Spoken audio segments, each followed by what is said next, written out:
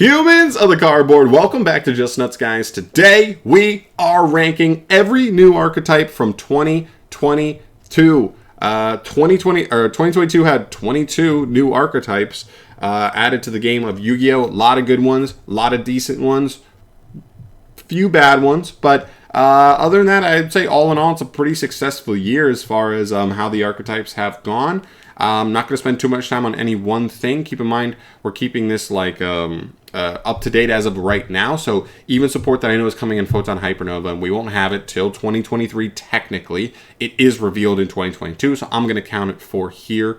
Anything that is not included here will probably be funneled into 2023 when I decide to do that video. So yeah, let's get into it. Obviously, these are my opinions. Feel free to disagree. Let me know your thoughts down in the comments on that shit. But yeah, I'm getting started with Scareclaw. Pretty cool. I think this is an easy B tier. It's seeing a little bit of splash in tier limit as a small engine. But aside from that, I think as a pure deck, it could also be like a fun control deck. Feels kind of like a prank kit engine. Just maybe not quite as powerful as far as in the pure variant. But in other variants, it can get you to some pretty broken stuff. Verniself, another really good one. I think this is another B tier for me. I think the Naturia build is going to be pretty sweet. When the Ishizu fairies come out, there's something there. Madolche, Trap Tricks, there's a couple of really good Earth engines there that this archetype could splash with. And I also think just the open-endedness of this. Anytime we get a new Earth-based deck that's like pretty purely Earth, this engine like is going to look really crazy. So I think it'll come through. Ishizu fairies, got to be an easy A tier. I know we don't have this yet. It's going to make tier take another leap forward. So, yeah, pretty easy for me. G-Golem, easy D tier for me. I think you look at the G-Golem cards, aside from the one Link 2 they have, you look at all the G-Golem cards we're getting, and you go, why would I play any of these over, like, any of the actual good Cybers cards that already exist, whether it's main deck or extra deck. The new Link 2 is interesting. It's a cool, like, reborn monster. But outside of that, like we already have Splash Mage, we already have Transcode, we already have Ways to Reborn. This could be an interesting one as well, but I don't know. I think that's the one card that's interesting, but outside of that, like nothing else is like, why would you? It's just power crept. It's already power crept, and now it's coming out now, so weird.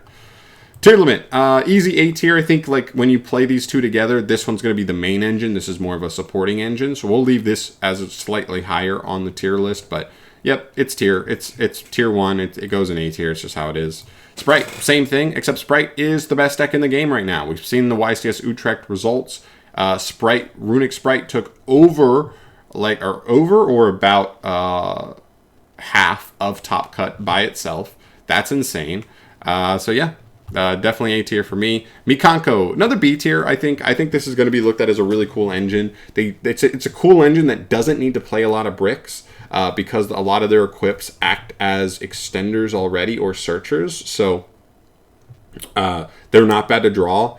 I'm very curious to see what people come up with this. Hulk is weird because I would have thought the best build for this would have been like a Infernoble list, but Infernoble really like to abuse Hulk. So I wonder how much that actually hurts. We still have Isoldo. That's the biggest one. That's the most important one that you'll probably be trying to abuse, but we'll have to see where we end up there. Peruri, easy C tier for me. I don't think it's as bad as D tier, but this just reads like horrible Zodiac. Like if Zodiac was awful. The biggest difference is definitely that the Zodiac cards do not need to activate any effects to overlay. And so this deck needing to like activate an effect to like get overlaid is pretty rough, and it gives your opponent a little too much space to interact with you. So yeah, it's still a cool engine. I've seen it get a couple of small little tournament tops in the OCG, but nothing crazy, nothing really worth like writing home about. I think Rescue Ace ends up right next to it. I think this deck's way more consistent than Rescue Ace, and also Rescue Ace is just so one note, right? If you negate the big guy that's trying to set 4 cards, this deck just like doesn't do anything. So I'd love to see them get more support where they like feel like they have other win conditions other than get to the big guy and set 4. But right now, it's just not enough. Kashtira. This is my one S tier on this list. I know what you're thinking, John, that's crazy. You have an S tier? Here's my logic on this. Not only would this be an A tier, even if it wasn't splashable, because next set, Photon Hypernova, Kashtira is could easily be a tier 1 deck, if not just like tier 2 borderline, like really scary deck. It's going to be in that range, right? Almost guaranteed, because the new support is really good. Secondly, this engine is going to be played in like every deck. I don't even know if you call this an engine. Pretty much what's going to happen is we have Fenrir. If you haven't been paying attention to the OCG, if you can afford, like literally monetarily, afford 2 copies of Fenrir, you're probably playing 2 copies of Fenrir. Every deck's going to be playing it. That to me makes you S tier if you're like in like over 70% of just decks, period. If any player that's actually trying to play competitive will probably have Fenrir in their deck in some place. And that's enough for me to put it in S tier. So, there you go. Valance, C tier. It's one of the more lackluster Pendulum archetypes. We haven't got like a really good Pendulum archetype in a minute. Yeah, we've gotten some support that's interesting. You know, the Draco Slayer stuff is really cool, but this stuff specifically is just, it's not enough. The new support has not been enough. The spell is cool. The new fusion Pendulum is like meh, but I don't know. Goatee, yeah, C tier. It's so slow. You have to like banish stuff and then wait till your opponent's next turn to like do stuff. So it does stuff on the opponent's turn, but going second, this deck is just abysmal. Bestial, this is a tier 1 deck for me, or A tier. I'm going to put it above these because not only do I think this is going to be a pretty solid deck where like, oh, Dragon Link could be back even without the cards they lost on the ban list. Right, but also the fact that this kind of like Kashtira is going to be splashed a lot as a generic engine in the main or in the side. But I also like that. I think what brings it down a little bit more is this is way more matchup based. If you play against Sprite or Tier, really good. But if you play against Fluandereeze, really, really mediocre, like really underwhelming. And so there's so much more matchup based, whereas Kashtira is just like seems like it's going to be good in every matchup. Unless you play like Mystic Mind Burn or Mystic Mind Deck Out, whatever you Runic Mystic Mind. Yeah, so this just feels like it applies to like everything. It's always going to be good. This is just kind of like, it's going to have matchups where it's not as good. So I'll put it top of A tier for now. Doodle Beast. We'll put them at the bottom of C tier. They're not that good. Dinosaurs need a new crazy extender, almost to the tune of like Mathmech Circular or Exosister Malfa, something to those extents of like really good extenders, because the deck is just so fragile right now. It's normal summoned. If you get hand trapped on Oviraptor, you probably lose the game. Runic. Oh, hold on. My mouse is going crazy. Runic, top of A tier. I don't want to put it just in S tier, but from Runic sprite list and from what I've gathered from a lot of the players, competitive players playing it, Runic is the better half of the Runic sprite deck. The sprites add power that Runic doesn't have, but the Runic stuff being your backbone is the more important piece here.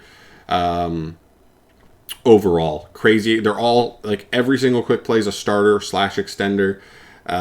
You get infinite grind game. You get infinite deck out. You win the game. You mess with your opponent's engine by banishing some of their crucial stuff off the top. It is a really powerful engine. It may be the best engine in the game, because Kashtira I wouldn't even call an engine right now. I would just call it like good splashable cards generically. Runic may just be the overall best engine in the game right now. All right, moving on. Labyrinth. I'm going to put in B tier. I think like the new trap card that comes in Hypernova is a really welcome extra consistency card. I think they're pretty solid. Especially if they go first, they go crazy. But even going second, they have like some tools, and their new boss monster really helps them with stuff like that at applying pressure going second. So we'll take it. They also get the new Muckracker link, which helps them put more bodies on the field, recycle monsters back, and trigger their effects more. Which is quite good as well. Punk, bottom of B tier, I think. Like, no, maybe it's probably higher than that. Maybe it's probably more like right here or something. Punk, unfortunately, even though they got none of their cards banned and they still have E-Telly at 3, they lost Chaos Ruler and they lost Hulk. They lost 2 big tools at what allowed them to abuse their engine like to the fullest. I still don't think they're bad. I just think they're going to miss those. So I think B tier's still fine, but they don't splash with tier anymore really that well without the Chaos Ruler. And yeah, so like maybe you just have to play them as a pure deck again, but no Chaos Ruler there either. They still have a place, but it's definitely not as good, for sure. Exosister, top of B tier for me. Yeah, this one is, you know, I think they're a good deck. I think they can and obviously have topped and even won a YCS, but that's more so in a specific metagame, like matchup base. So maybe I can move it up. You know what? Screw it. We'll put them at the end of A tier. They're definitely the worst deck in A tier here, but still, like, they're good. And they can play Shifter, so whatever it is, 40% of the time going second, you just get to Shifter any of these decks, and it hurts Runic, it hurts Sprite, it hurts Dragon Link, it hurts Tier, it hurts all the best decks, pretty much, really hard. And from that, you just ride your okay engine home. It's kind of how it goes. Adventure, top of B tier for me.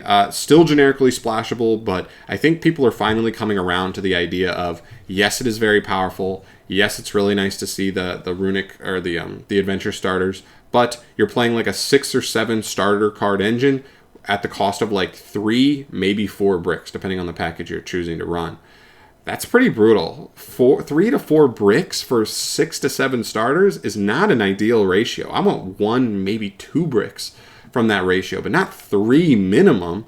That's so brutal. And I think people are deciding like they were losing duels because they were drawing 1 or 2 bricks in hands fairly frequently when obviously they could like drop the engine, lose a little bit of that power that the engine gives you, but you're also like not playing, you know, 3 more bricks in your deck. So I get it. Dynamorphia, bottom of B tier. I almost want to put this in C tier because I think it's just like the lesser good trap deck than Labyrinth right now. But when I really thought about it, I was like, if any of these decks down here topped a regional, I'd be like, damn, that's crazy. I got to see that list. But if Dynamorphia topped a regional, I'd be like, yeah, they just made a skill drain in like 1. So if I wouldn't be surprised at top a regional, then I'll put it in B tier, right? Anything else could be lower. Libromancer, I'll put it at the very top of C tier. I would be surprised if Libromancer's topping a regional in modern day Yu-Gi-Oh! I just think they're going to get power crept a little bit by Mikanko. I just think that this is going to be looked at as the more fluid ritual engine that's just a little more splashable than Libromancer. They still do some cool stuff. I think in a year or 2 we'll get 1 or 2 like new support cards for this archetype, and hopefully that could give them enough oomph to get back on the map. But for right now, they just feel like okay. Just okay. And lastly, we finish up with Therians here. I think this is definitely in the B tier range. It is super splashable, so I guess I'll put it in mid B tier. You know, you have your Dragon Links, or not your Dragon Links, you have your Earth Machines out there. You have your Plant Link decks that like abuse these cards as like a splashable engine. But, you know, and then the cool new addition to them is we are going to get the Spring-In cards, which give you the ability to, any ability to make a rank 4 searches you a Therian card, which is pretty interesting for sure. It's like quite strong. So we'll keep an eye on that, like if that makes certain decks able to abuse this very easily or not, which could be cool. We'll just have to keep an eye on it. But yeah, it's cool. It's strong enough. I've also seen Tier Therian. I think it's one of the less good variants of it.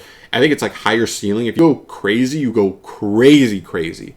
But if you don't, you're like bricking so hard in that deck a lot of the time, I feel. So just mid to me. But yeah, that's where I end up. Those are my rankings on everything. All the new 2022 Yu-Gi-Oh! Archetypes.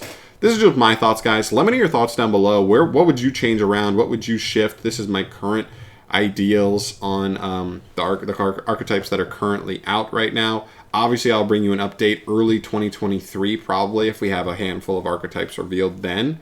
But I probably won't do it. Well, maybe I'll wait until we have like around 10 new archetypes to do, because only ranking 5 is just kind of weird. But yeah.